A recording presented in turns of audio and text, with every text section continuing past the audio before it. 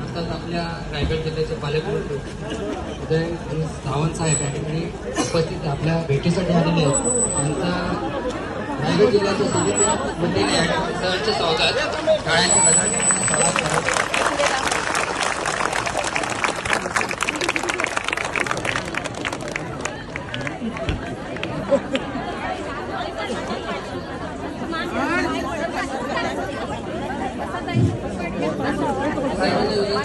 शांतता बाळगली.